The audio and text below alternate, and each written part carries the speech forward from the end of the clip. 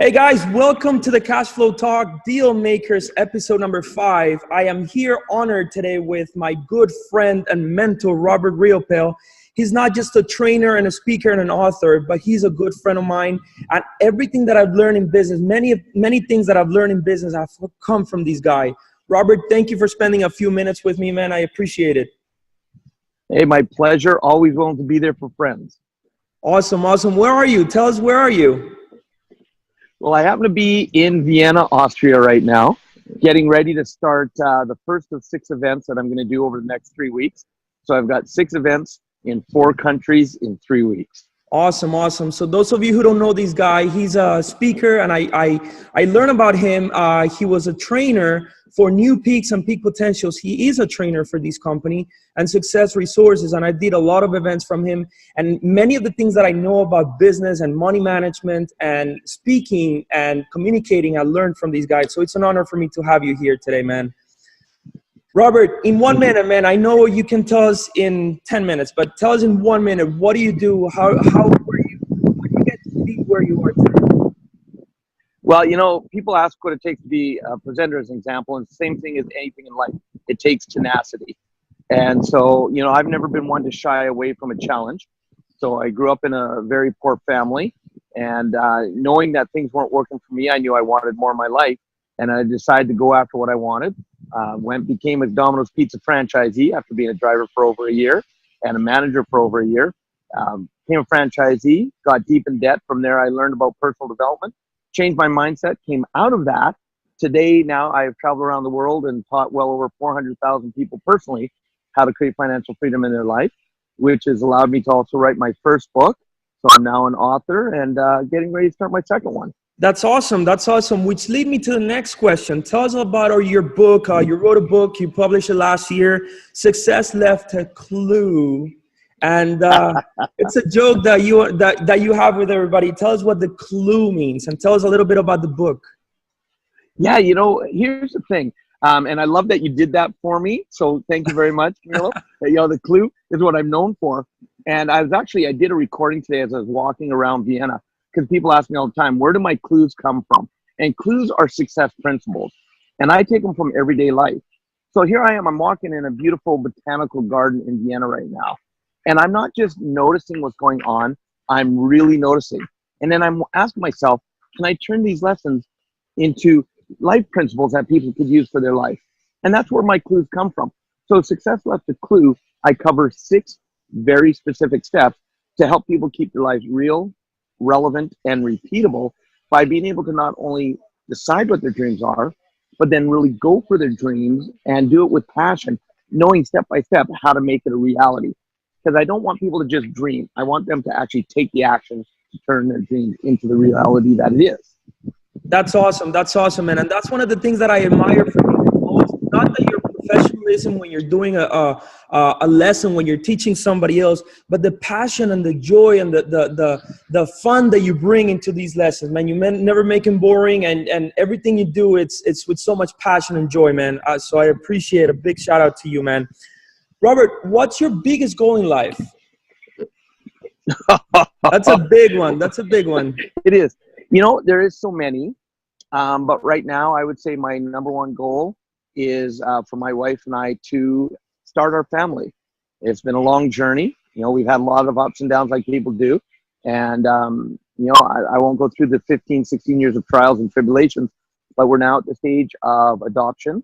We know we have a lot of love to give, and it's just, you know, we had to come to terms with, were we willing to do adoption instead of having to have a natural child? And because we know we have a lot of love to give, that's the stage we're at. So our big goal is to find a child or children that need a loving family and, you know, do that process. And talking about that, I want to get off topic right now because it's a discussion that I've had with my wife. As you know, we have a 1.5-year-old baby. And I was telling her, I always tell her, like, even if we can, it's so nice to have an adopted kid. In my opinion, I wanted to have one more baby and then adopt a third one, because it's such a big lesson for not just for the kid being adopted, but for the other kid that is naturally born with us or two. It's such a nice lesson that, hey, we can, like you're saying, we have so much love to give. and we can share with one little person that could not experience that, and they will be so lucky to be in your family, man. And so that's a No. great thing that Thank you. you I guys appreciate wanted that. to do. Yeah. Awesome, You awesome. know, and I love watching inspirational videos, and I was even watching one yesterday where a gentleman, and it was his daughter that brought it upon, where they had a daughter, and at the age of 7, because they didn't plan on having any more children, they said, "Mom, Dad, I want siblings, and why don't we adopt?" And from there, they now have 6 children in total. They adopted 3 boys that were siblings so that they would not be separated. And then they ended up adopting another young boy from another country that was going through a lot of times they've been asked to take him on. And then they ended up adopting another young boy in a wheelchair with MS. Wow. And the relationship that he has with his son over music. And it's just, you see that. And for me, it's, do I know how it would look or how it would turn out? No, it's part of the journey. And so is it going to be scary? Absolutely. But that's life right there, right? Yeah, exactly. And especially this country, I know you're in Canada, but in this country, it feels so bad because there's so many kids that need these love, and they make it so hard for parents who want to adopt, where many people come to my country to adopt and they bring them here because it's easier, it's cheaper. So there's families that I know that want to adopt, that want to do the right thing, that want to help, but the society, the government make it so hard and so expensive that many people just sometimes they even can't afford it, or it's too much, too hard. And I don't know, man, it's sad, and it's something that society should do something about it. The government should do something about it, so to make it easier to everybody. That could be a whole nother topic, my friend. Yeah. Robert, going back to the regular questions that I had for you, who has been your biggest motivator in life? My biggest motivator, very easy, my beautiful bride. She is the person that holds me to a higher standard. I have no problem telling people that left to my own devices, I would be comfortably miserable in a job. And she's not willing to let me play a smaller game than I'm playing, and I'm capable of playing. And then I give her that gift as well. So she is my greatest inspiration, my soulmate, my everything. That's awesome. That's awesome. And Robert, you shared I've known your story for many years, and you also shared at the beginning of this interview. Tell us a little bit about your business, your Dominos Pizza franchisee. Tell us a little bit of background. What happened? How did you get to the point where you were able to say, okay, I can retire now? Well, so I was working hard for companies, staying loyal. And I got laid off from a company I thought I'd work with for 40 years. I thought I would become my own general manager of my own factory. And out of necessity, with no work to be found, I started delivering pizzas. And because I'm willing to do whatever it takes to support my family. And so I started delivering pizzas for Domino's Pizza. I was doing that for just over a year when my franchisee said, look, I've sold the store that we have here. I've bought 2 stores in the city an hour and a half away. I approached them, said, you now have 2 stores. You need a manager. I want something more permanent. So we talked a little while. 2 hours later, he made the decision I would become one of his managers. And I moved 2 weeks later, started managing. My wife, out of necessity, became my assistant manager. Okay. And that's kind of part of the story you wouldn't know about because I never shared this on stage. But basically, I walked into a store where the assistant manager, he basically walked right up to me and said, in my 3 years of working here, I've gone through 42 managers. I will be here longer than you.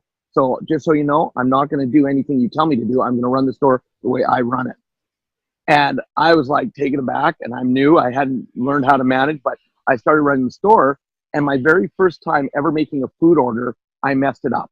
And here we are on a Friday night, the busiest night of the week. I'm running out of food. So I'm phoning up all the other stores in the city and asking them if we can borrow food. And my wife was coming up on the weekends because she was packing and working during the week and getting ready to move to the new city. So she'd come up on the weekends, and she was in the store, and I said, honey, I just need you to help in the store. I've got to go pick up food from these other stores. And the moment I left the store, I guess he started bad-mouthing me, talking about, how does a manager not even know how to order food and all this stuff? And my wife's standing right there. So I get back, and she says, we need to talk. I said, what? She goes, here's what happened while you were gone. So we have a decision to make. I said, honey, I can't afford to get rid of him. I don't have an assistant manager. And out of more of a joke, I said, are you going to be my assistant manager? And she said, looked at me and she said, if that's what it takes, that's exactly what we'll do. I was like, okay. So I pulled him up or to my office. I said, here's the deal. I'm letting you go because I will not, stand for that. And he's like, you're making a big mistake, yada, yada, yada. My wife became my assistant manager. And now we started working 7 days a week, open to close, working together. It was just over a year later, my franchisee decided he wanted out of Domino's Pizza. We wanted in. And so we wanted to buy the store we were working in, but we didn't have any money. We weren't making much as manager. And we were working our butts off. And so because we're passionate and when we decide we want to do something, we're going to find a way to do it. We started going out and asking everybody, how do you buy a business? How do you get finance? How do you get funding? And we ended up paying a lot of people that said they were going to help us, but then they'd turn us down. But every time we did something new, we learned a lesson. Yeah. We never took it as a failure. We looked at it as what didn't work, what will we do different? 3 months into the process, we finally had enough courage and confidence to go to our own bank and ask Sam and talk to them. And our bank manager, who we had made a great relationship with, and this is a suggestion I have for all business owners, have a great relationship with your bank. Oh, definitely. Don't be the client that they hate to see. Be the client that when you walk in, they're like, hey, how are you doing? It's so good to see you. And so we walked into our manager's office, who had helped us buy a house. And she, we said, look, we have a problem. And this is what we want to do, but we can't get an appointment to see the business manager. She said, come with me. She walked us across the branch to the business manager's office, said, this is Robert and Roxanne Riopel. They're amazing kids. Take care of them. And because we're 23 at the time. And so people are like, what do you guys know? Well, the business manager, he sat down, he listened. We filled out the application. With what we had learned from what we did wrong, going through all the other people, we made the adjustments. Next thing you know, he didn't finance the store we were working in. He actually financed both of the stores 100%. So we bought both the stores my franchisee had for sale, and we became franchisees at that moment. Wow, that's awesome. That's awesome. So talk about that, because I am in the real estate business and I'm like that all the time. I'm very good friends with the bankers, and I have deals with the bankers. And so that's a great tip, my man. Thank you so much for that. Where can our viewers get your book? And this is the last two questions I have for you. Where can our viewers get your book, Robert? Yeah, easiest if they want a copy of it, on Amazon.com or Amazon.ca for the Canadians. There's also the ebook version that they can download from there as well. And so that's the best places to get it at the moment. Awesome, awesome. Robert, you've traveled all around the world, and you're also a franchise owner. What is the one piece of advice that you could bring to any entrepreneur or employed person that wants to become an entrepreneur? What could be one set of principles that you can bring to this person? Don't try and do it on your own. Find amazing people, surround yourself with amazing people, and quit trying to be, instead of an entrepreneur, most entrepreneurs are solopreneurs because they think they have to do everything on their own, and that's why they struggle. So find people that are around you and be willing. Look, Domino's Pizza, founded by Tom Monahan. When someone asked him why he became successful or how he did, he says, I went out and hired people smarter than myself. I didn't want to be the smartest person in the room. And so he was willing to actually take a level off of his ego and humble himself to say, what am I not good at? And who is better at this than me? And then hire that person. And I know some people right now watching this, they're going to go, but you don't understand. I just started. I don't have any money. I can't hire people. You find a way, you get creative. That's going to be my second tip. Be creative. People love to trade. People love to, find out what can create a win-win situation. But the moment you think you can't do it, you're going to prove yourself right. So find and create a way. And that would be the advice I'd give. That's awesome. That's awesome, man. One quick favor, man. Would you give our viewers a quick shout out to this channel, Cashflow Talk, for them to subscribe to the channel so they can start listening to these awesome interviews with awesome people? Well, absolutely. Look, here's the thing. If people want to be successful, they've got to surround themselves with other great minds. And one of the ways to do that with the technology today is to subscribe to your channel, because I know you're bringing amazing people. You're going to be able, even if off of an interview they get one nugget of gold, it's well worth taking the time to listen to it. And I'll tell you what, if your mindset is I'm looking for one nugget of gold, you're going to find it every single time. And so subscribe to this channel, allow this amazing young man to take you on the journey to be able to create the life you truly want, because you've got to be hungry. As my friend Les Brown, he wrote the foreword for my book. He says, you have greatness in you and you've got to be hungry and go for that. And so find people that are doing what you want to do and listen to them. And that's why you need to subscribe to this channel. Awesome, Robert. Awesome. I promised you it was going to be 10, 15 minutes, man. It's 17 minutes already. I would like to keep them short and sweet. Robert, thank you so much for your time. Thank you so much for energy, your passion, everything you do, and for your mission in life, man. You're one of the persons that I look up to every single time. You're on my dream board in the mentors section. And I appreciate it, man. Thank you so much for your time, my friend. My pleasure. And we look forward to seeing you on the other calls. Okay. Ciao, ciao. Take care. Bye-bye.